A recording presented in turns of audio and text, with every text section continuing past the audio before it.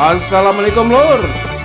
Yuk take yuk. 3, 2, 1, go.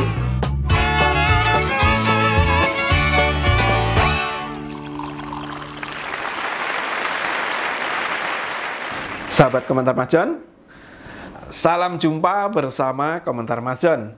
Setelah lama Komentar Mas Jon absen membuat konten dalam channel YouTube-nya, kali ini Mas Jon hadir kembali dengan format baru, yang mana akan menghadirkan orang-orang yang mungkin menarik untuk disimak ulasan-ulasannya. Tamu kita kali ini adalah seorang kurator, seniman, berikut dosen di sebuah perguruan tinggi di Jakarta. Sahabat Komentar Mas Jon, kita sambut Mas Puguh dan kita simak ulasannya.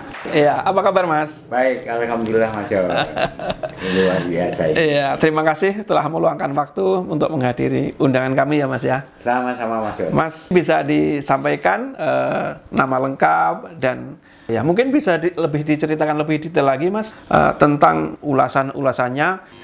Perkenalkan, saya Puguh Cahyono Sadari Waruju.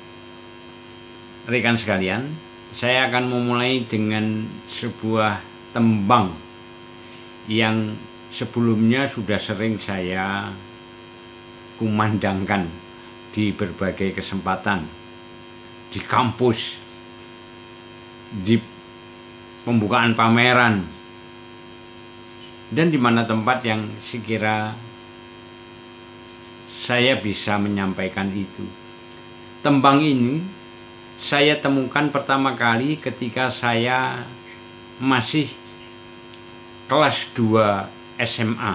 Waktu itu kira-kira tahun 1978. Karena saya peserta didik dari Pepadi, Persatuan Pedalangan Kota Madya Kediri.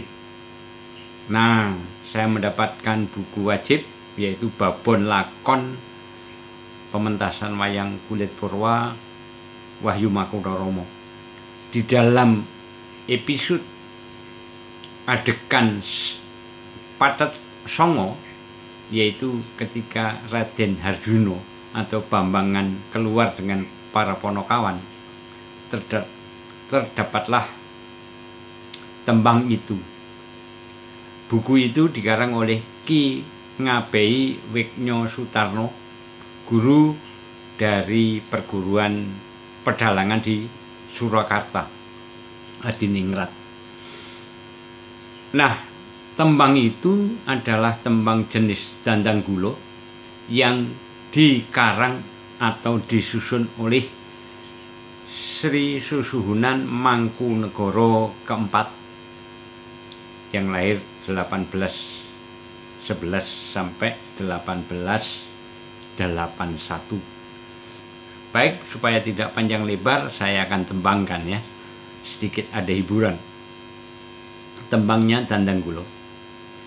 Caritane satriya linuwe ingkang mardi marang kautaman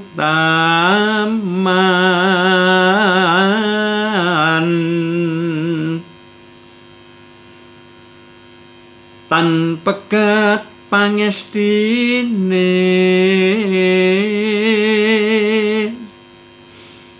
ngesti hayuning kayun hamemayu arjaning bumi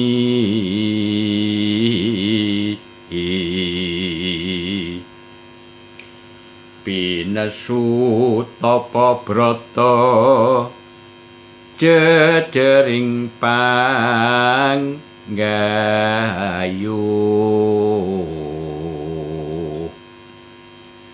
gayuh uduning kamulyan talen saking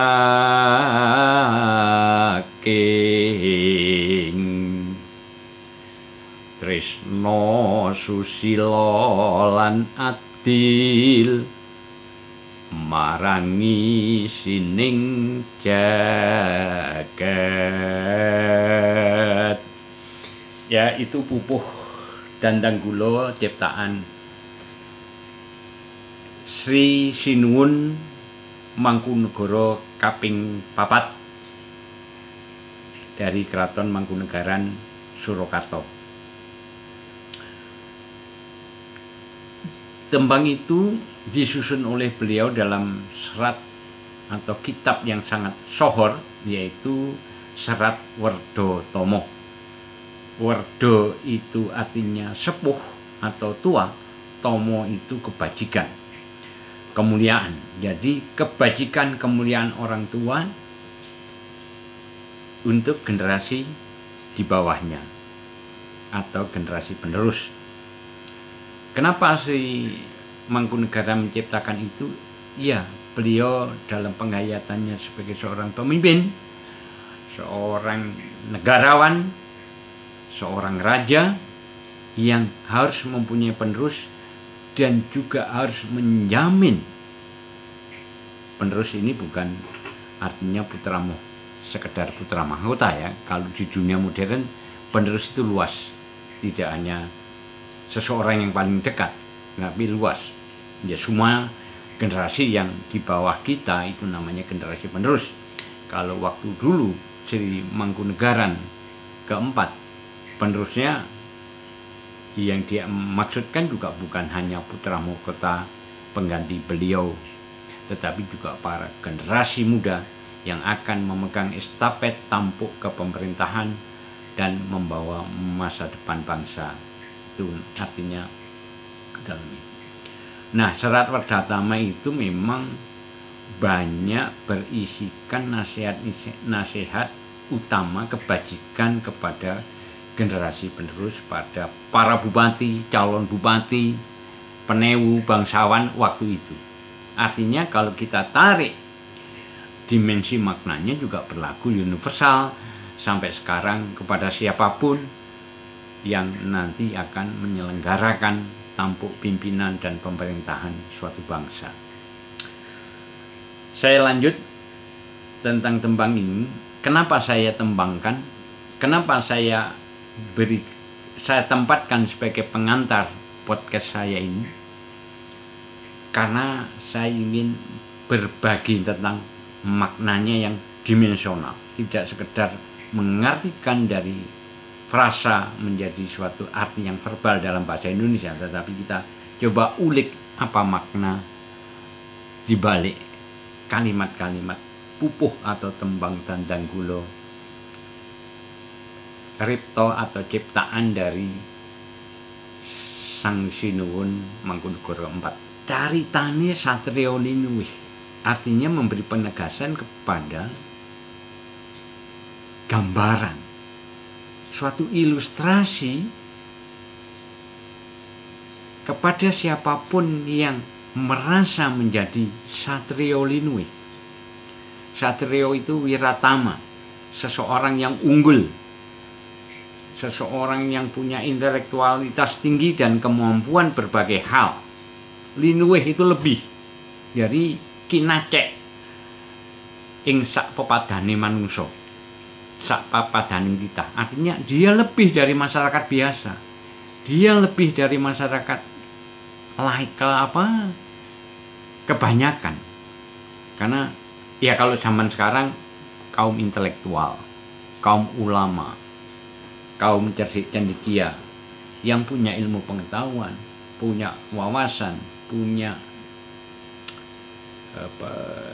integrity, punya knowledge, dan juga punya attitude yang menjadi teladan. Itu yang dimaksud caritani Satriya Linuwih. Jadi ilustrasi dari seorang Satriya Linuwih, ya, Satriya yang kinacek, bukan sembarangan masyarakat. Dia lebih, ya, kalau sekarang ya mahasiswa, agen of change, agen intelektual, Dan juga yang sudah lulus, yang sudah menjadi sarjana dan sudah punya tanggung jawab memegang eksekutif, legislatif, yudikatif. Nah, itu termasuk Satrio Linuwih. Juga kami para dosen itu sebisa-bisanya juga menjaga diri sebagai Satrio Linuwih.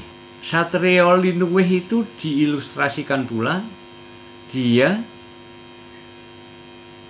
yang selalu mardi ing kautaman. Mardi ing kautaman itu menyelusuri langkah, menyusuri jejak untuk bersikap utama, kebajikan yang dikedepankan, sehingga nilai-nilai luhur yang selalu dipegang. Mardi ing kautaman, menempuh jalan kebajikan. Itu sejalan dengan terminologi filsafat. Filsafat itu adalah membuat suatu perenungan komprehensif, dimensional, mendasar, bahkan radikal untuk mencapai cinta, yaitu pada kebijakan. Nah, itu yang sudah dipahami juga oleh Sri Mangkunegaran keempat sekitar abad 17-18 ya. Untuk menempuh jalan keutamaan tadi, Satrio Linuwih itu tidak putus cita-citanya, tidak putus keinginannya, yang menjadi prinsip hidup mencapai sesuatu yang ingin diraih. Itu dengan tadi tanpa gat pangestini. Tanpa gat itu tidak putus. Pangesti itu cita-cita, harapan. Sesuatu yang ingin dicapai, sesuatu yang difokuskan, dikonsentrasikan. Yaitu apa? Ngestri hayuning kayun, yaitu menempuh atau mencapai hayu. Hayu itu rahayu, selamat, kesejahteraan, kejayaan. Kayun, kayun itu kalau dalam bahasa Jawa Kawi itu bisa berarti pohon, bisa berarti gunung. Tapi dalam hal ini adalah yang ke depan, yang di depan, kayun. Ing ayun, di depan. Artinya, nisti hayuning kayun adalah menempatkan diri sebagai seorang visioner. Satrio Linuwih harus menjadi orang yang visioner. Yang diinginkan hanyalah kejayaan di masa depan. Kejayaan masa sekarang penting, karena ini sekarang adalah modal juga untuk ke depan. Tapi visinya adalah ya jangan sampai ke depan itu lebih buruk daripada hari ini. Tapi hari ini bisa mendorong hari esok menjadi lebih baik.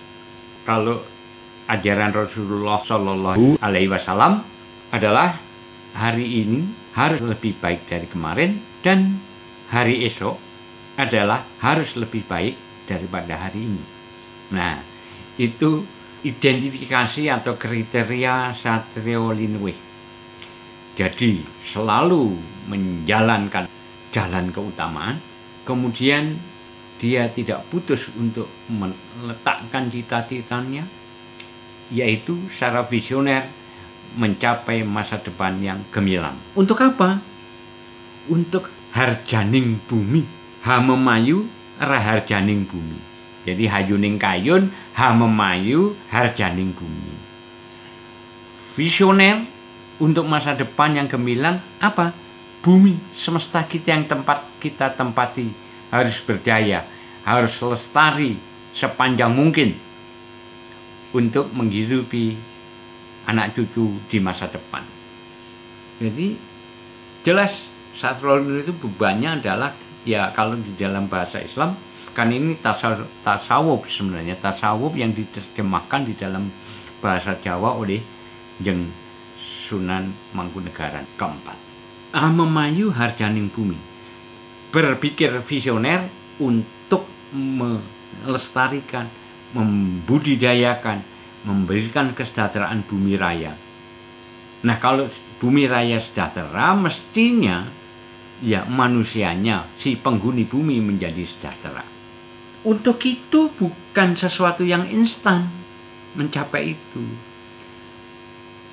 Keteguhan di dalam menempuh kebajikan, menempatkan cita-cita dan punya pandangan visioner untuk kesejahteraan bumi raya yang gemilang tidak diperoleh dengan cara instan.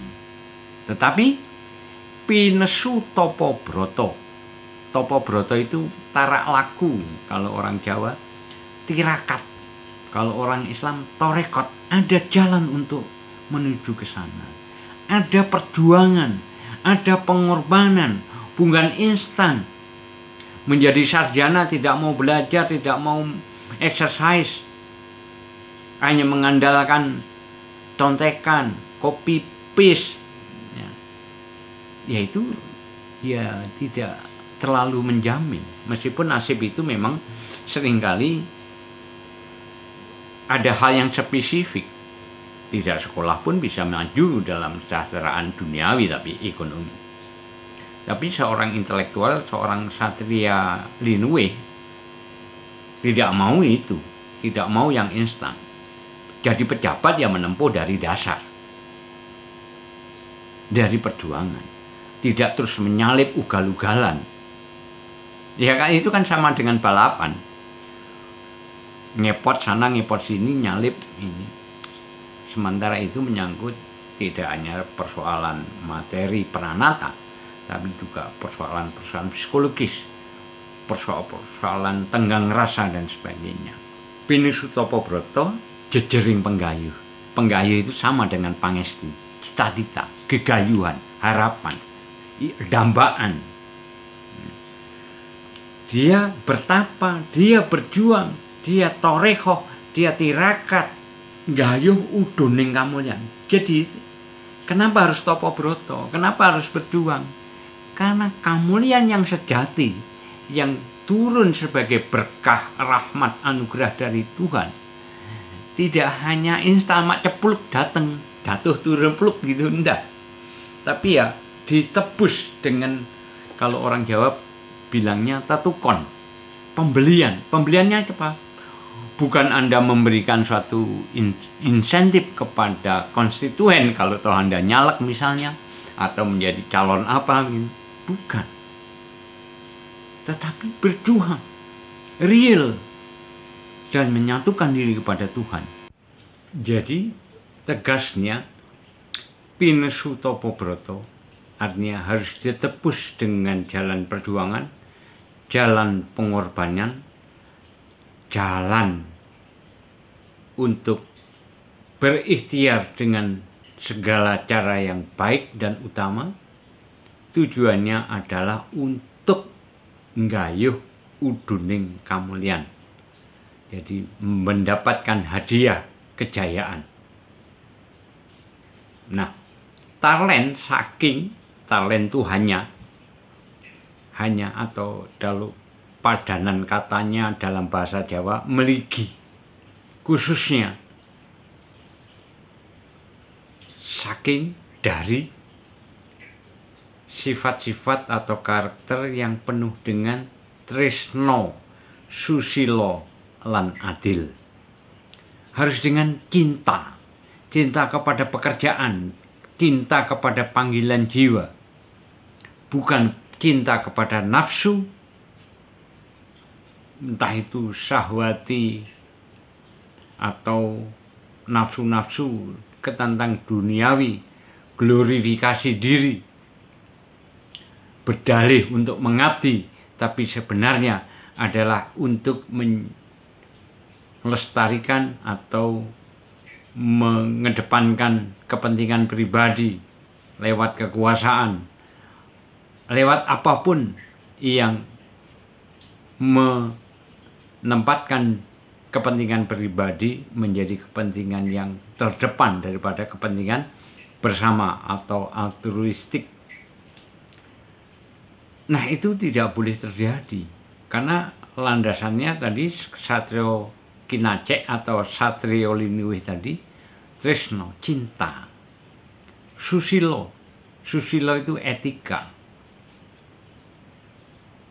tata krama, fatsun, sopan santun, tenggang rasa. Nah, itu harus terpenuhi dalam integritas atau dignity seorang Satrio Linuwih. Dan Anda adalah Satrio Linuwih, Anda adalah pemimpin. Maka Anda harus melekat pada diri Anda adalah cinta.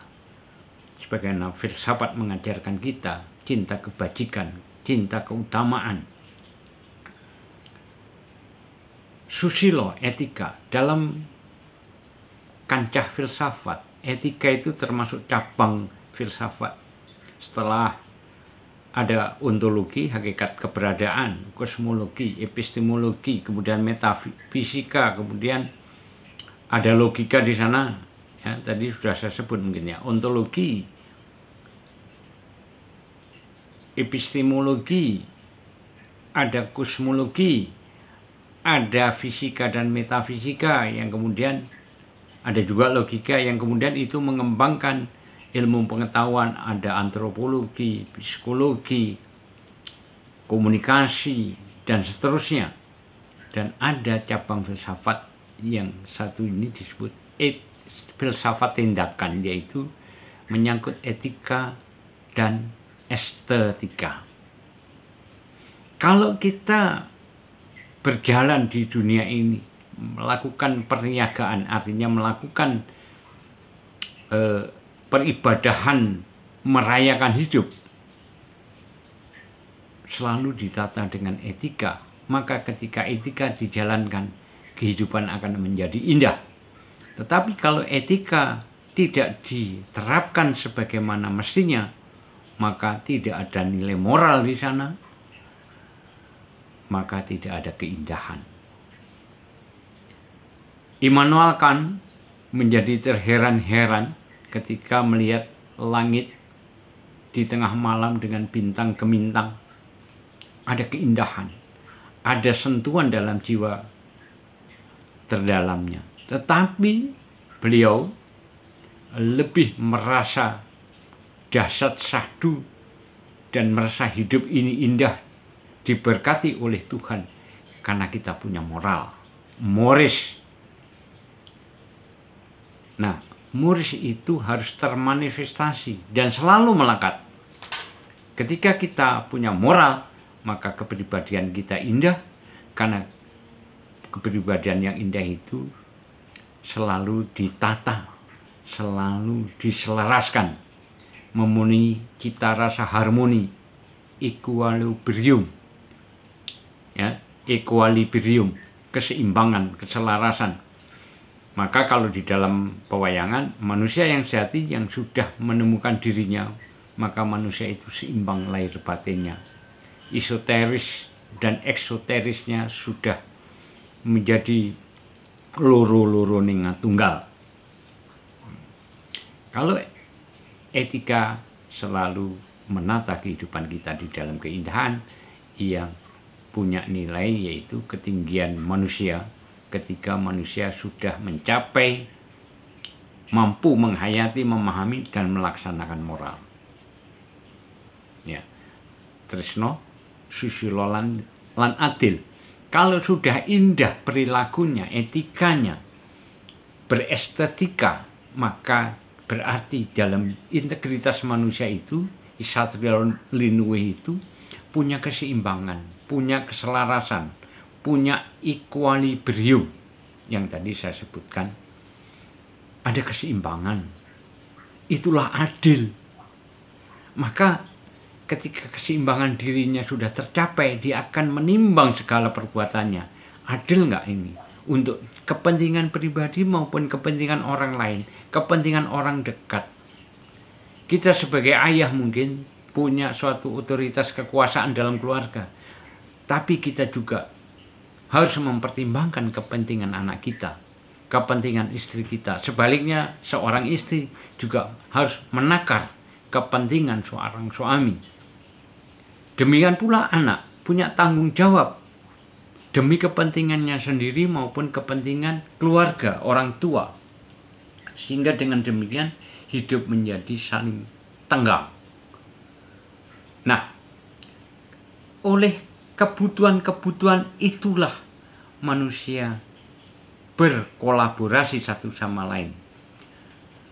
Tidak berdiri sendiri atas individu, meskipun hak asasi individunya harus juga terpenuhi, tetapi manusia linuwih, satrio linuwih, yang akan menjelma dalam okupasi sehari-hari dalam dunia modern. Yang tadi saya sebutkan, Anda sebagai eksekutif, Anda sebagai profesional di yudikatif, Anda profesional di legislatif, atau profesional di bidang apapun, kita dituntut untuk menjalankan tresno susilo lan adil, cinta bertata krama dari sana keadilan, keseimbangan, keselarasan. Nah, itu penting saya rasa untuk kita aktualisasikan, untuk memetakan, mendesain masa depan yang lebih baru. Dari kondisi yang biasa mungkin menjadi lebih baik, berubah menjadi sesuatu yang baik.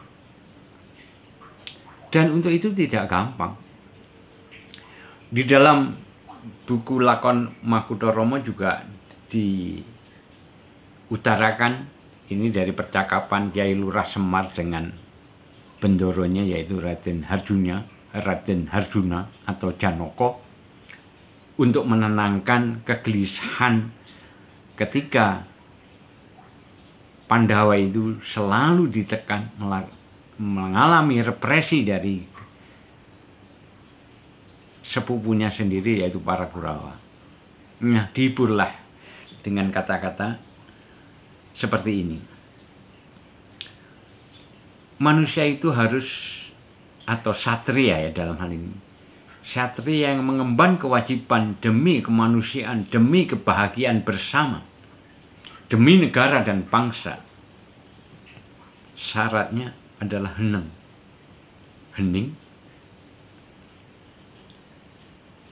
awas, dan ele. Nah, kita coba urai satu persatu ya. Hening bukan hening ya, heneng. Mampu menahan desakan rasa atau karsa. Ketika manusia selalu punya kehendak dong.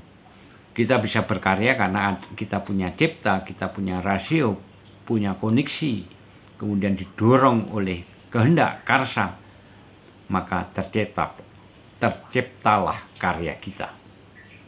Tetapi karsa tidak harus dibiarkan leluasa begitu saja memenuhi hasrat kita. Karena kalau dipenuhi hasrat kita tanpa terpola, tanpa pendalaman penghayatan makna dan tujuannya, maka karsa itu akan menjadi penghalang.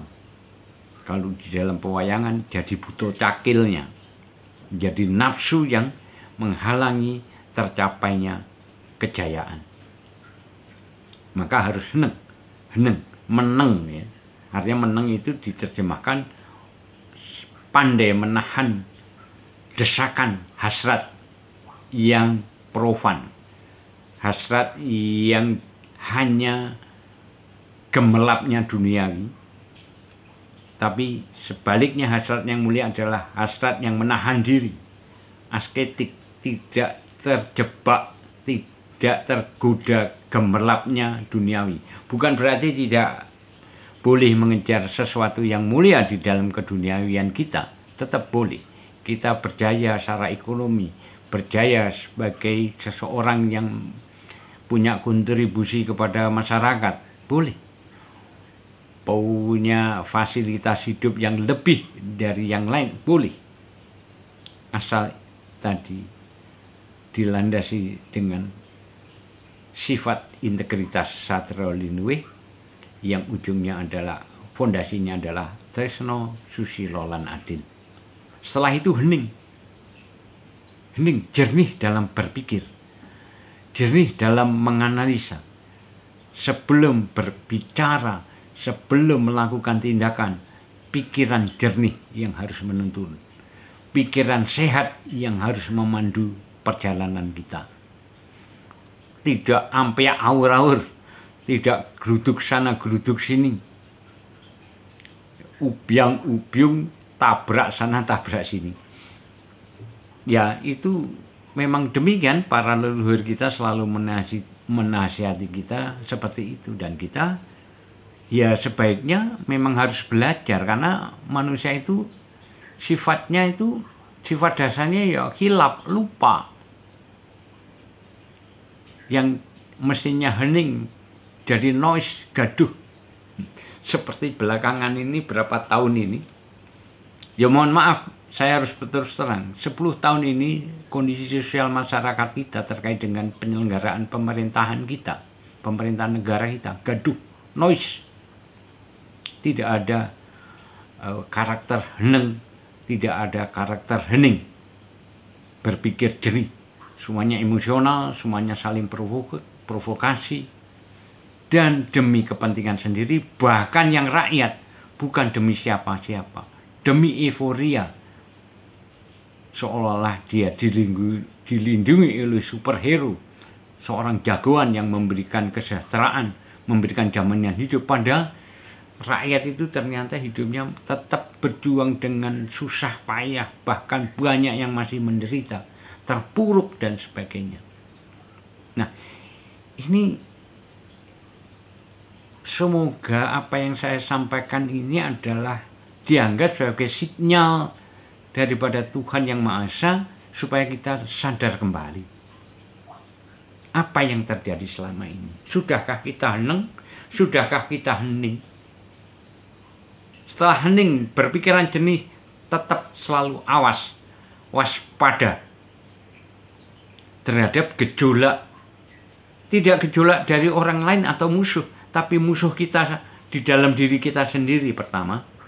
Habis itu setelah berpikir jernih, mampu memetani, mampu memilah, oh mana yang kurang baik, oh mana yang tidak kondusif, mana yang kontraproduktif, berarti itu musuh. Kemiskinan musuh, kebodohan musuh, kelaliman, kesewenang-wenangan, bersikap represif tanpa pola yang manusiawi, itu juga sesuatu yang harus dilawan, harus diwaspadai demi terjaganya atau tercegahnya dari kehancuran yang secara signifikan, sistematik dan masif tanpa kita sadari.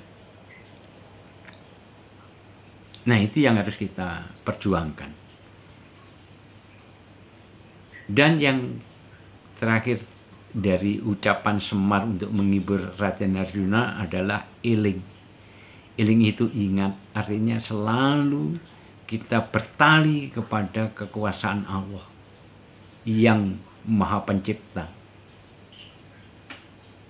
Kita mau apapun yang kita lakukan, mau berjuang apapun yang kita lakukan, bercita-cita, berretorika, kita punya cinta, kita punya kasih, kita punya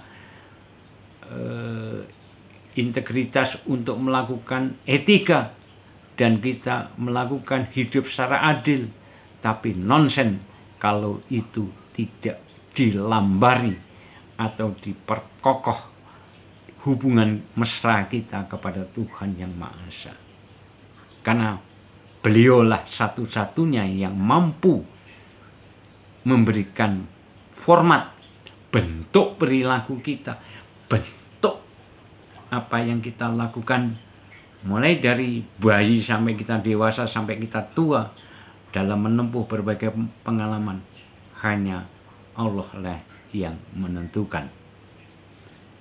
Kekuasaan apapun, ketika tidak bertali pada Allah, ya contohnya yang sudah sangat legendaris, tokoh legend malahan, tapi di antagonis Fir'aun memang.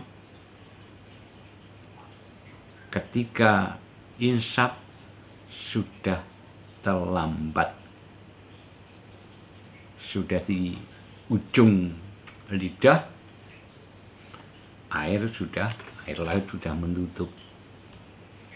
Dan gambaran atau ilustrasi seperti itu bisa saja terjadi pada semua orang, pada saya, pada Anda, yang muda, yang tua, yang sudah punya pengalaman spiritual pun bisa jadi tidak luput dari sesuatu yang mengerikan itu. Naudzubillah min dzalik. Semoga kita terhindar. Makanya ayo kita saling belajar, saling memberi masukan untuk saling mengingatkan demi kebaikan, demi masa, supaya kita hidup kan tidak tahu kapan, sampai kapan terjadi. Anda merasa punya kekuasaan misalnya, terus suatu saat nanti mati juga, dipanggil oleh Allah.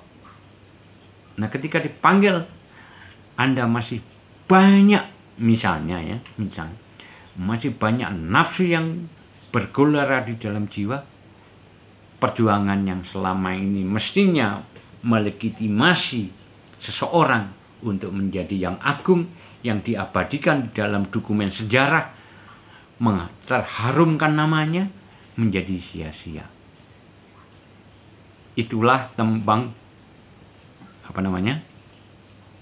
Pupuh Tandang Kula dari Sri Suhunan Mangkunegara kaping 4 kaping sekawan. Sangat relevan, sangat korelatif spiritnya ketika kita jadikan suatu tolok ukur. Apakah benar kita sudah menjadi satrio linuwih, satrio kinacek, sehingga patut untuk dipilih menjadi pemimpin.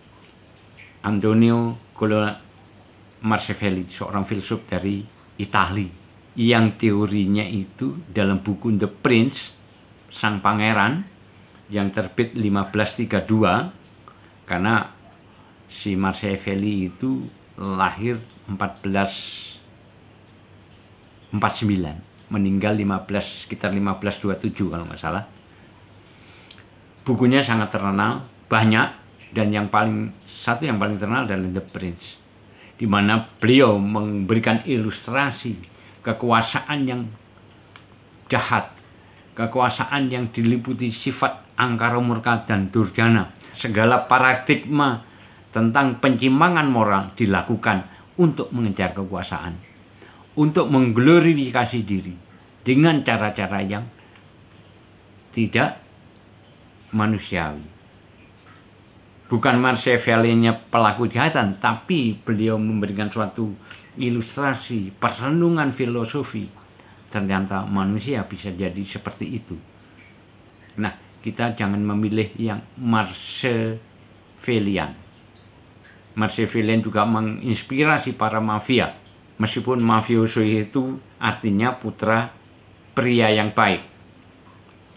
Mafia selain memang kalau dari standar kelayaan umum, ya suatu kelompok yang jahat dalam menentukan kekuasaannya atau perilaku kolektifnya. Tetapi di dalam internal perilaku kolektif itu juga ada hal yang bisa kita rujuk sebagai suatu contoh sifat-sifat baiknya secara internal. Ya, seperti halnya di dalam kisah pewayangan juga. Prabu Dasamuka itu luar biasa jahatnya, tetapi dia punya adik raksasa yang sangat mulia, namanya Raden Kumbakarna, yang diberi makan satu banyak itu, kemudian disuruh maju perang, tetapi dia maju demi negaranya, bukan demi kakaknya yang jahat. Nah, ini juga bisa jadi contoh. Baik, akan kita sambung perbincangan pada kesempatan yang lain, mungkin dengan bergeser pada topik yang lebih bisa kita hangatkan, kendati pun mungkin masih ada rentetannya dengan apa yang kita ulas pada hari ini. Terima kasih atas perhatiannya, semoga menginspirasi. Assalamualaikum warahmatullahi wabarakatuh. Waalaikumsalam warahmatullahi wabarakatuh. Ya, sahabat Komentar Majon, saatnya kita break sampai di sini. Kita ngopi sejenak, karena kopi semakin dinikmati, semakin nempel di hati. Sampai jumpa. Assalamualaikum warahmatullahi wabarakatuh.